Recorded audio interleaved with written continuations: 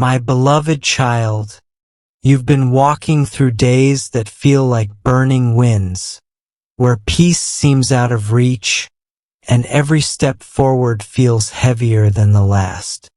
You've stood in moments where the weight of sorrow wrapped itself around your chest, where the silence from heaven seemed unbearable.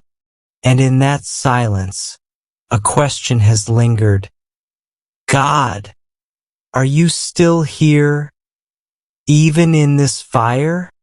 And today, I want you to hear the whisper of eternity answering you. Yes, I am here. I am walking with you through the fire.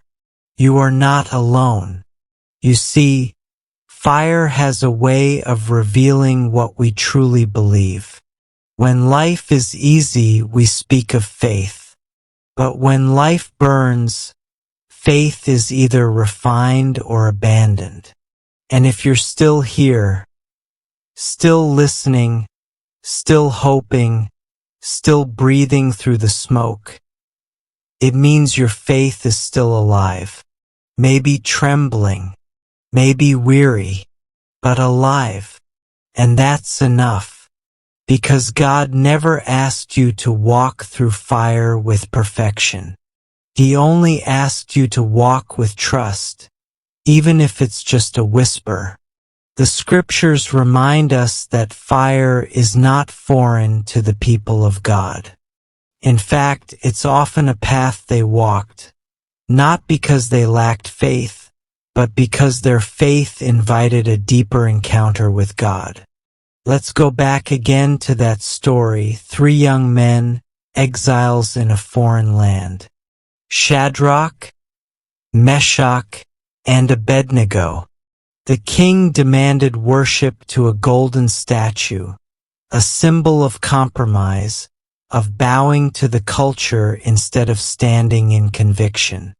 But they refused, not in arrogance, but in quiet, unwavering trust. And when the consequences came, they didn't beg or run. They stood, thrown into a furnace heated 7 times hotter than normal. The flames should have devoured them. But when the king looked in, he saw something unexplainable.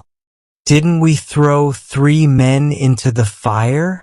But I see for walking unbound. God didn't just send help. He became help. He didn't speak from the heavens.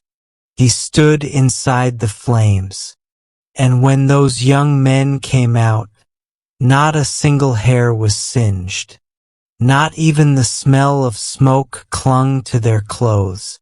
Let that truth rest deep in your heart today. You are walking through something that others might not understand, but God is in it with you. And you will not come out the same, you will come out free. The fire didn't burn them, it burned the ropes.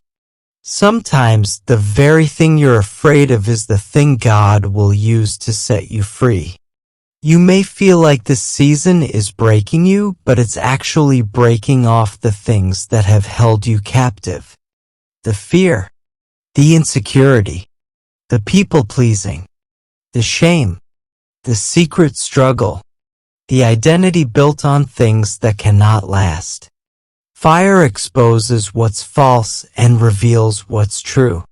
And what's true is this: you are not abandoned. You are not unloved. You are not forgotten. I know there have been nights where your pillow caught tears that no one else saw. Mornings where your strength barely carried you out of bed. Prayers whispered through clenched teeth because you didn't know if anyone was still listening. But heaven heard every single one. Your silence is not ignored. Your waiting is not wasted.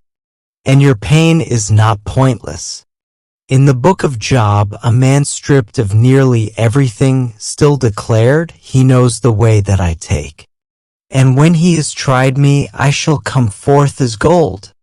Job didn't understand the reason behind his suffering, but he trusted the heart of his Redeemer. And so can you. This fire may look different for each of us. For some, it's a broken relationship. For others, it's financial uncertainty. Maybe it's sickness in your body or mind, or a storm within your soul you can't quite explain. But in every type of fire, the promise remains: God is with you. He walks beside you through the flames, not around them. He holds your hand not just when the air is cool, but when it burns. And He will not let the fire define your future. He's shaping you in it. He's drawing you closer. He's building a strength in you that no storm can shake. Isaiah 43 speaks like a lullaby for the scorched soul.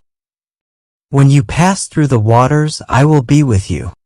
When you walk through the fire, you will not be burned. The flames will not set you ablaze.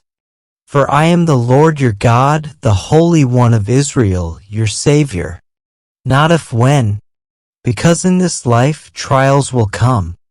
Fires will rage, but His presence never leaves. Even Jesus walked through the fire, not literal flames, but the fire of rejection, betrayal, agony, and the weight of the cross. And because He endured, we are never alone in our suffering. God does not waste fire. In the heat of pain, He forges character. In the furnace of trial, He molds compassion. And from the ashes of sorrow, He creates beauty, not in spite of the ashes, but because of them.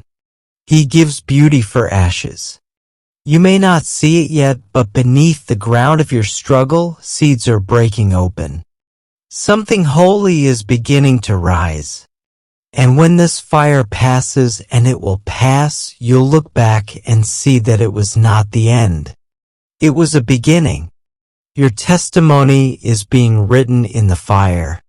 Your authority is being born in the pain. Your voice is being refined in the silence. And when you speak one day to someone walking through a fire of their own, your words will carry weight because they were shaped by your own flame. So breathe deep. You are still here, still chosen, still held. And though you may feel weary, you are walking forward one step at a time with the King of Heaven at your side. No flame is strong enough to burn Him. No furnace too hot for His presence. No fire too wild for His mercy. You are coming through this, not with the smell of smoke, but with the fragrance of grace. So rise, child of God. Wipe your tears. Lift your eyes. Even in this fire, your deliverer is near. And He's not just walking with you. He's fighting for you. He's standing between you and the flame. And when it's all said and done, the world will look at your life and they won't just see what you went through. They'll see the one who walked with you.